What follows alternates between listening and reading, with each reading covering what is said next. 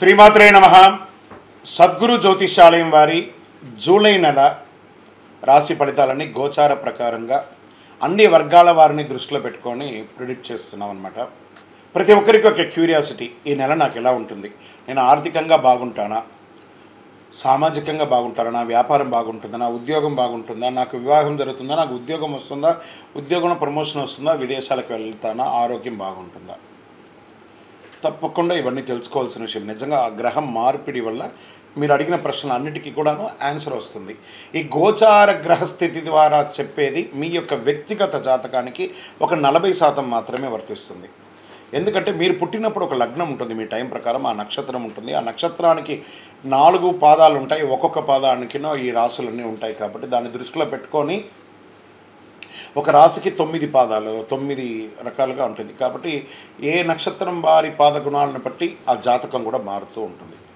సరే, ఈ జాతకం ఎవరు తెలుసుకోవాలి అని అంటే, మీ వృత్తి వ్యవహారాల్లో జీవితాల్లో కావలసినటువంటి మార్పులు ఏమైనా చేయాలనుకుంటే తెలుసుకోండి. మీ యొక్క వ్యక్తిగత జాతకంలో బాగా మళ్ళీ చెప్తున్నాను చూడండి, చదువుకు సంబంధించి ఇవన్నీ కూడా తెలుసుకోండి, వ్యాపారం సంబంధించి ఇవన్నీ తెలుసుకోండి. ఇల్లీగల్ సబ్జెక్ట్ గురించి దయచేసి మెసేజ్లు పెట్టకండి, కాల్ చేయకండి. నాకు చాలా అప్పులు ఉన్నాయండి, గొంతు వరకు నేను మునిగిపోయానండి, నాకు జాతకం చెప్పినట్టే గొంతు వరకు మీరు మునిగిపోతే మళ్ళీ వ్యాపారమో ఉద్యోగం చేసి అప్పులు తెచ్చిన వాళ్ళకి అప్పు ఇవ్వండి, కానీ జాతకం చెప్తే మీ అప్పులు తీరిపోదు. 1. 2, మళ్ళీ ఈ యొక్క జాతకం అనేది బాగా గుర్తుపెట్టుకోండి, పడుతున్న వర్షానికి ఒక గొడుగు మాత్రమే, కానీ జాతకం జీవితం కాదు. మీ యొక్క వ్యక్తిగతమైనటువంటి జీవితాన్ని నమ్మండి, మీ వృత్తిని నమ్మండి, మీరు చేసే వృత్తిని దైవంగా భావించండి, మీ జీవితం బాగుపడుతుంది. జాతకం సపోర్ట్ మాత్రమే, నడుస్తున్నటువంటి రోడ్లో ఒక స్పీడ్ బ్రేకర్ మాత్రమే, కానీ ఆ రోడ్ని అయితే ఆపలేం భగవంతుడు. మీరు జననమైనప్పుడు మరణం వరకు రాసేశారు మీ యొక్క జీవితాన్ని, ఒక గొడుగులాగా దీన్ని ఉపయోగించుకోండి. జ్యోతిశాస్త్రీత్యా ద్వాదశ రాశుల్లో 12వ రాశి అంటే ఆఖరి రాశి అయినటువంటి మీనరాశి మిత్రులారా, మీరు పూర్వాభాద్ర నక్షత్రం 4వ పాదం, ఉత్తరాభాద్ర నక్షత్రం 1, 2, 3, 4 పాదములు, రేవతి నక్షత్రం 1, 2, 3, 4 పాదాలకు జన్మించిన మీరు మీనరాశి వారిగా పరిగణించబడుతున్నారు. ఈ జూలై నెల 2024 మీకు శుభాశుభ ఫలితాలు ఎలా ఉన్నాయి?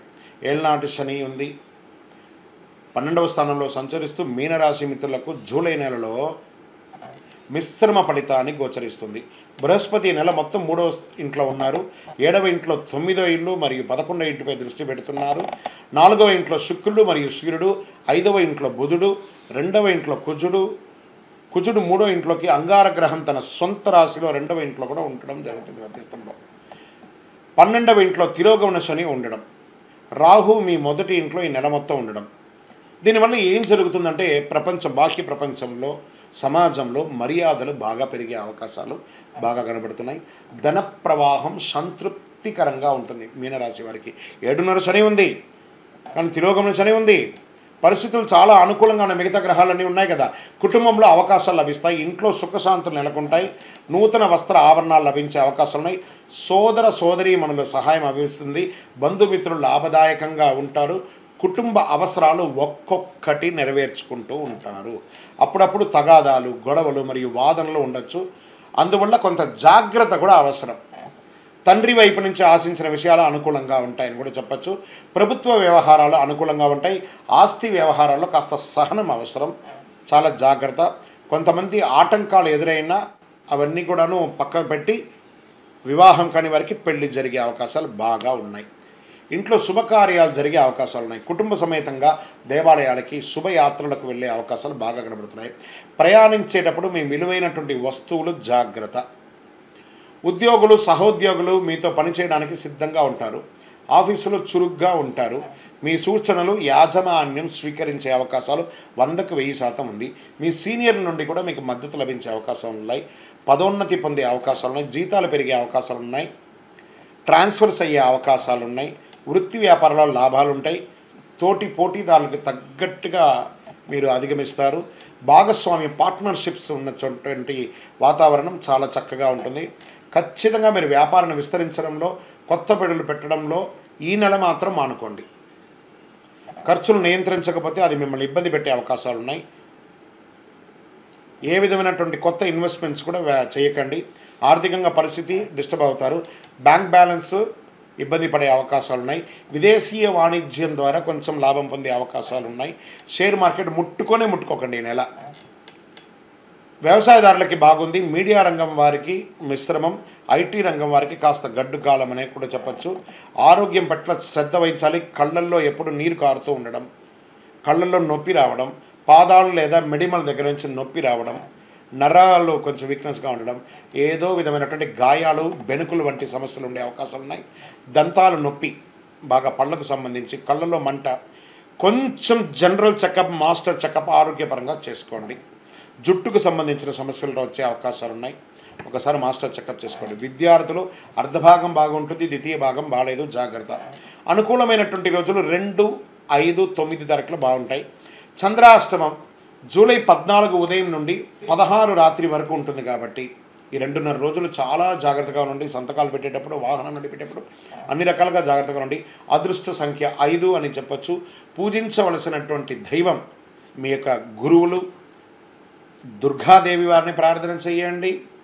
దక్షిణామూర్తిని ప్రార్థన చేయండి. దక్షిణామూర్తి స్తోత్రం పారాయణం చేయండి. ప్రతిరోజు పారాయణం చేస్తే కూడా మంచిది. శుక్రవారంలో అమ్మవారికి ప్రార్థన చేయండి. కరుంగాళి మాలను ధరించండి. పింక్ అండ్ బ్లూ కలర్ మీకు చాలా కలిసి వస్తుందని కూడా చెప్పవచ్చు. ఇష్టదైవం ప్రార్థన చేయండి.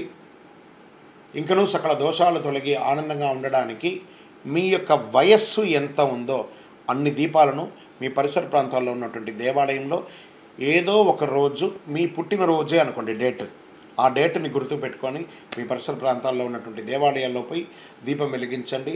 ఆనందంగా ఉంటారు. ఈరోజు మనం చెప్పుకోబోయే ఒక ముఖ్యమైనటువంటి విషయం ఏమంటే, చాలామందికి ఒక భయం, శని భగవానుడు అంటే ఒక భయం. శని వక్రగతి అనేది అవుతుంది. ఇది వచ్చి రెగ్యులర్ ప్రాసెస్ అండి. మనం ఇదివరకు కూడా ఈ పంచగ్రహ కుటుంబం గురించి చెప్పాము. అలా అయిపోతుంది, ఇలా అయిపోతుంది అంటే దానికి మనం ఒక వీడియో ఇచ్చాం. చాలామంది పాజిటివ్గా దానికి రెస్పాండ్ అయ్యారు. ఇవన్నీ కూడా రొటీన్ లైఫ్లో జరుగుతున్నట్టు చూడండి. మేము జూన్ నెల ఇచ్చాం, మే నెల ఇచ్చాం, ఏప్రిల్ నెల ఇచ్చాం, మార్చి నెల ఇచ్చాం, ఇప్పుడు జూలై నెల కూడా ఇవ్వబోతున్నాం. ఇదన్నీ రొటీన్. అలాగే శని కూడా తన యొక్క గమనంలో ఇదొక రొటీన్ జర్నీ అనమాట. శని వక్రగతి ఆ తిరోగమనాన్ని ఎలా చెప్తున్నా అంటే, జ్యోతిషాస్త్ర ప్రకారం కర్మ ప్రకారం ఫలితాలను ప్రసాదించేవాడు మరియు న్యాయాధిపతి అయినటువంటి వాడే శనేశ్వరుడు. శని ఈశ్వర శబ్దం కలిగిన వాడు. ఏ దేవుడికి కూడా ఈశ్వర శబ్దం రాలేదు, ఈయనకి మాత్రం శనేశ్వరుడు అని పేరు వచ్చింది. 30 సంవత్సరాల తర్వాత తన సొంత రాశి అయినటువంటి కుంభరాశిలో వక్ర నివృత్తిని పొందుతున్నారు ఈయన. ఇది ఎంతో ఒక విశేషమైనటువంటి విషయం అండి. దానివల్ల 2024లో కొన్ని రాసుల వారిపై ప్రత్యేక వరాలను కురిపిస్తున్నారు. కొన్ని రాసులకి అదృష్టాన్ని కలిగిస్తున్నారు. కొన్ని రాసులకి యాజ్ ఇట్ ఈస్ రొటీన్గా చేస్తున్నారు. అలాగే సంపదలో అపారమైనటువంటి పెరుగుదల ఉంటుంది ఈ యొక్క శని వక్రగతిలో. ఈ యొక్క ద్వాదశ రాశి ఫలితాలన్నీ తెలుసుకున్నటువంటి ప్రేక్షక మిత్రులందరూ కూడాను మా యొక్క ఛానల్ని ఇప్పటివరకు మీరు చాలా చక్కగా ఆదరిస్తున్నారు, చూస్తున్నారు. లైక్ చేయండి, సబ్స్క్రైబ్ చేయండి, ఇంకొకరికి షేర్ చేయండి. మీ యొక్క చంద్రమౌళి వెంకటేష్ శర్మ జ్యోతిష్ శాస్త్ర నిపుణులు. వందే మాతరం, వందే మాతరం, వందే మాతరం.